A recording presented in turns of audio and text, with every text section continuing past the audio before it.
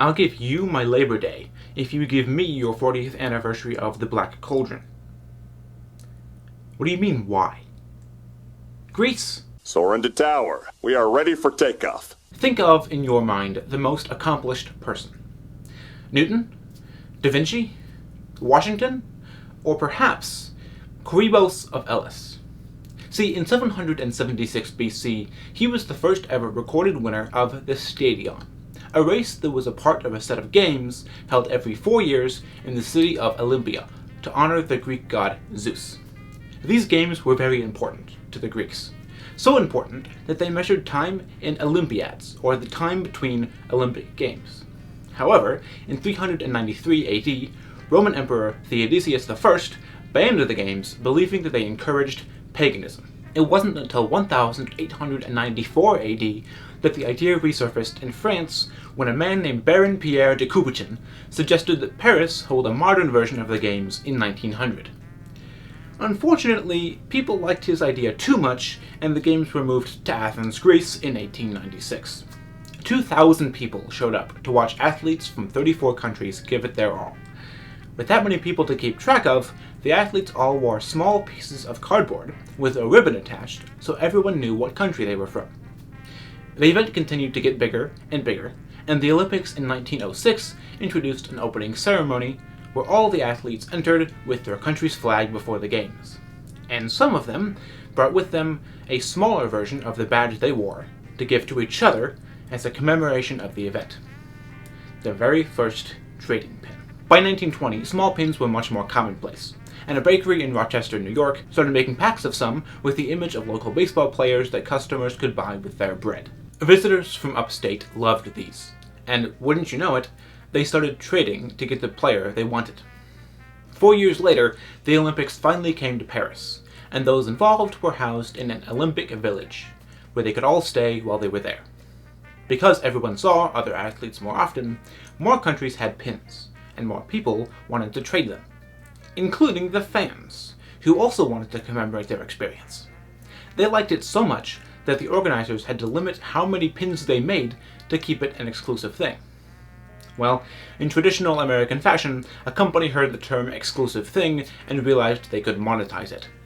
In 1988, Coca-Cola created their own pin trading industry at the Olympics in Calgary, skyrocketing the popularity of this activity even more. Some people came to the Olympics just for the pins and didn't even care about the games. What kind of people? But our story really picks up in the winter of 1998, when the Olympics were held in Nagano, Japan.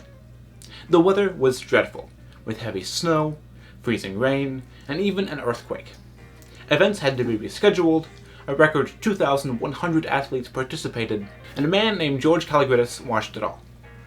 Since being hired in 1971 as a busboy, Kalogridis had continued to rise up the corporate ladder until eventually he became president of Disneyland. He was amazed by how the trading of pins let people from all over the world interact, even though they didn't share a language, and made sure to tell his coworkers about it when he got back home. Pins were nothing new to Disney.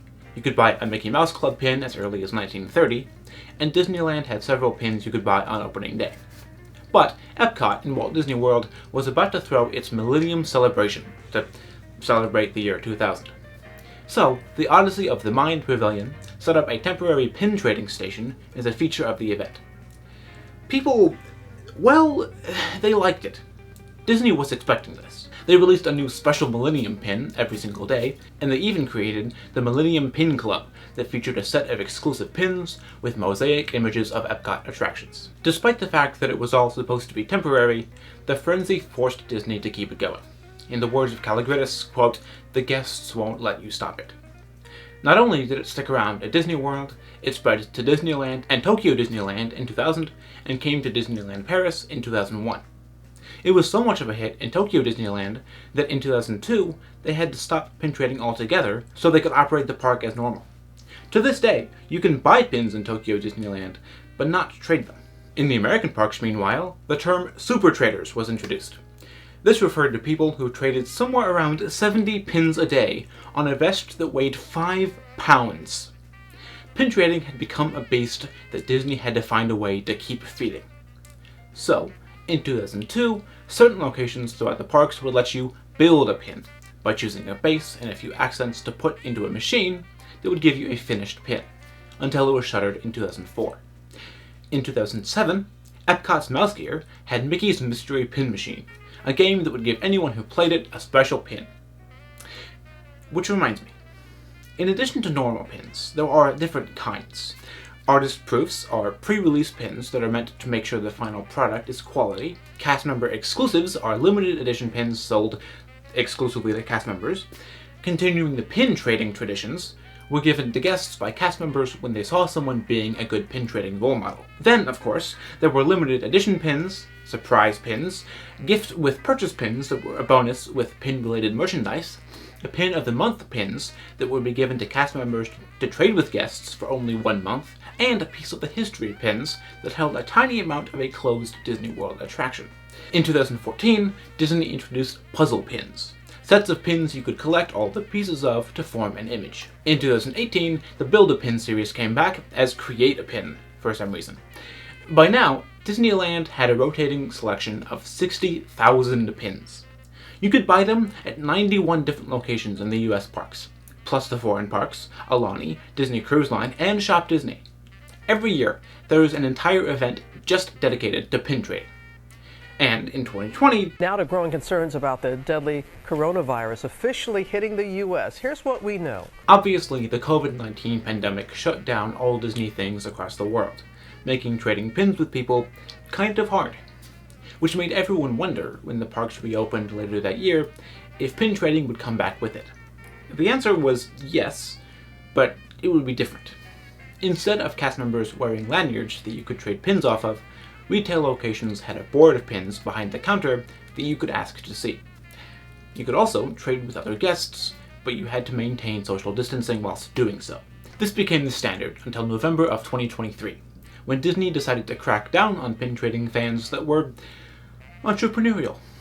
There was a trend, especially in Disneyland, of people coming with binders and binders of pins, setting them out on a bench and trading with other guests from there.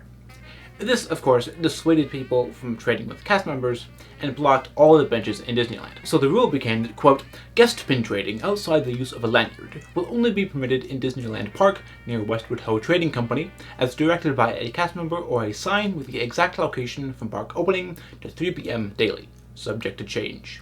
And that you can never use a bench to display your pins, since, quote, benches are for seating purposes only. This reset the standard to trading a pin or two with another guest, or a maximum of 2 pins from a board behind a counter. So, here we are. Pin trading is still a major experience in the Disney parks. There's even a dedicated store for it in Disney Springs. I've done plenty of pin trading. It's fun, but it's nowhere near the frenzy of activity, the pinstravaganza that it used to be. Despite that, Disney still makes some crazy pins.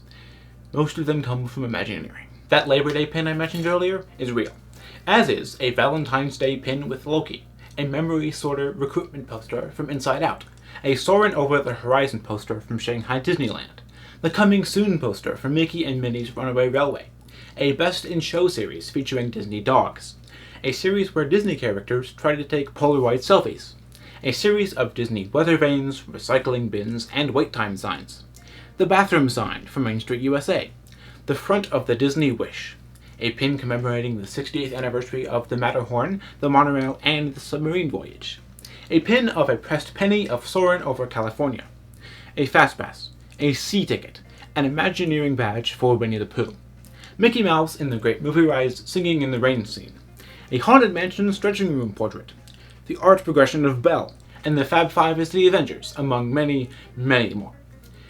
Trading pins started as a way to communicate, to commemorate your adventures. And while it's still that, it's also become about self-expression. The pins I've shown you, and the many I haven't, should show you that there's a pin for basically everything you could want, anything you could be. A person's pin collection is a reflection of who they are. Every pin tells a story. And if it doesn't, they can just trade it for one that does. Until next time, be sure to gather all your belongings from the undersea compartment and exit to your right.